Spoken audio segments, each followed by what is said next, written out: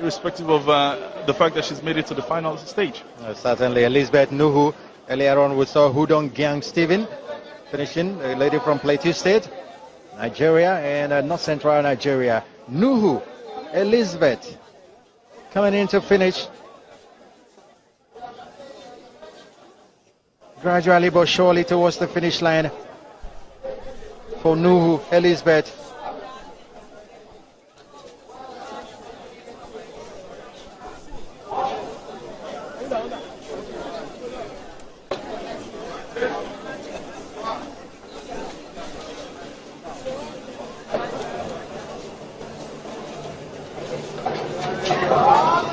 More and more of the photojournalists waiting for the next finisher come across the finish line.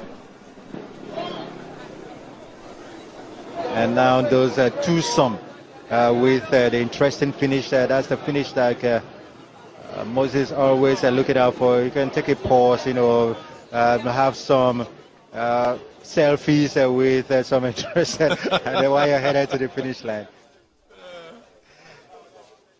Nuhu still making her way towards the finish line. Very much in sight now. Elizabeth Nuhu, another Nigerian, heading towards the finish line.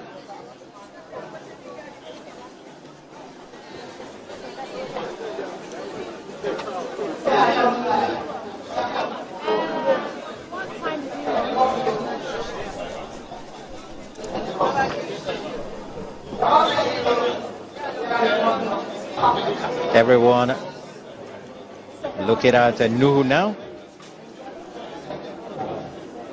as she comes closer to the finish line. The beautiful lady, she's had a great time. She's closer to the finish line now.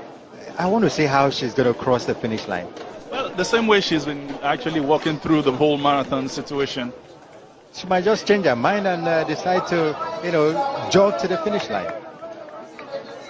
Well, that will be something anyway. Well, we hear Chisom is standing by, and she's with the second placed man. We're going to get to her very shortly, as we have Nuru making it to the finish line. Great one there, and she should be proud of herself at the end of the day. So Chisom, what's going down there? Hi Moses, I'm here with the guy who finished second. First time in Nigeria, by the way. Already he's $40,000 richer. I'm talking about Ronnie Kipkoech Kibos. That's another Kenyan for you. These Kenyans are just simply amazing. Let's just quickly talk to him now. Congratulations on finishing on the silver podium. But your first time in Nigeria, how did this feel for you? How tough was it? How easy was it? It was not fast. The race was not very bad, but it was very good. Yeah. So you're saying that the weather was hot. How were you able to handle the weather? The weather was very hot a lot. That's why I tried to set my pace. Yeah.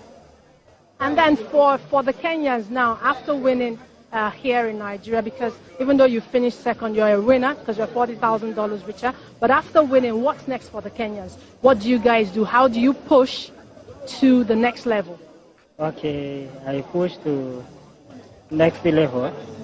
I've seen that those Kenyans are not very easy. The way I've seen it. And what would you say about your teammates? Did you guys run as a team? Did you have a collective game plan? Did you plan to run together, keep pace with each other? What was your plan for the Kenyans coming in? Okay, I was planned to come with my colleagues Kenyan. Yes. How did that go? Yes. That race was not bad. Yeah. All right. Thank you very much, and congratulations to you once again. Okay. Thank you. All right. There you have it.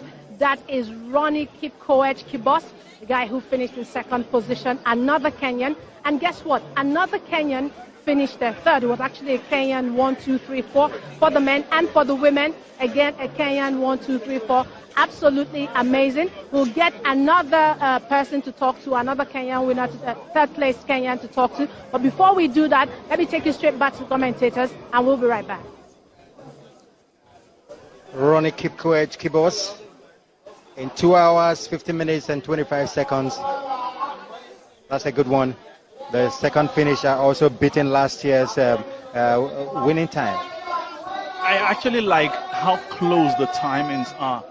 Ralph, remember, we are going very closely to that point where we will start to run a sub 2 hours, 10 minutes, maybe from next edition in 2018. But the truth is, it's doable. That we have seen. I totally agree with you.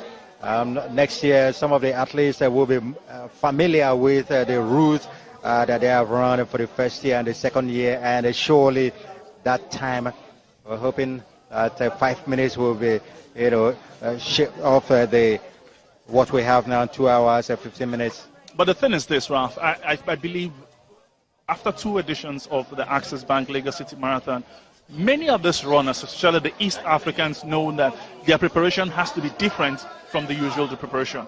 It is hot and humid at this time. And this particular event in Lagos State calendar is actually going to be strategic now, and it's going to be constant. So February, second week in February, or first week in February, we will, or rather second week in February, I beg your pardon, we will have the Access Bank Lagos City Marathon. So athletes know that their preparation has got to be different from their normal preparation. So you can't be preparing on a high altitude where it's cold and you don't need much air than when you come on a race like this one where you need a lot of air and you need to maintain energy. And that's why tons of liquid water must be available. One of the athletes talking about the availability of water. This year has been different, and they're definitely enjoying it. You cannot have a marathon without partnering with a company that makes water. Imagine how much water we need to buy. I and Neil were actually talking about how much water will be consumed today. I mean, you're talking 100,000 people participating in this. You're talking almost 100,000, not just bottles of water, we're talking 100,000 packs of water. So that definitely it's crazy. Definitely. All right, Chisom got another guest by her side, and we go over to where Chisom is standing. She's got a very vantage position. Chisom, over to you. Ralph and Moses, thank you very much. I'm here with the third place Kenyan, the third place runner, another Kenyan, and that is Kiprotich Kiroi. He's a first time runner in Nigeria as well at the marathon. And again, first time lucky. Congratulations on your positioning. Let's talk about this race. How would you assess the Lagos City Marathon? What do you think of it? It's a nice race, organized race. Yeah, maybe by next year I will come here. Yeah. All right, let's talk about the weather. Everybody's been talking about the weather. How was it for you? How were you able to deal with it? Weather is very hot weather. Yeah. So what's next for you from here now? What's next for you? Where are you going to next? Maybe I plan. I go to recover now. Maybe after 1 month, I see what is following. And let's talk about the aspirations of Kenyans in general. What pushes you Kenyans to run the long distance race? I don't know how you guys do. What pushes you? How competitive is it back home in Kenya? You know, Kenya, home, the poverty, so it makes me run. Because me, I'm not going to school, so it makes me run. Congratulations. Well, now you have some dollars in your pocket, so well done. Congratulations, and see you next year. Thank you. Maybe next year I come. Thank you. There you have it. We will hopefully see him again next year. Another Kenyan. It was a Kenyan 1, 2, 3. Amazing these Kenyans, Ralph and Moses, aren't they? Oh, surely they are Kenyans. It's always their race. Look at it, the fact that 1, 2, 3, Ralph, they are all running a sub 2 hours, 16 minutes. That was the winning time of last year. So you have to say it is getting really competitive. The Kenyans are absolutely amazing and awesome, sensational long distance runners. And every time they come here, we're always looking forward to something special from them. You know, once a race goes from 800 meters, you leave it for the East Africans, especially the Kenyans.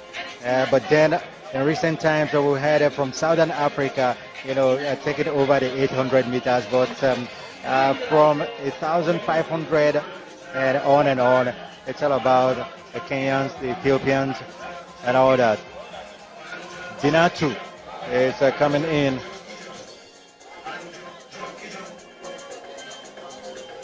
did not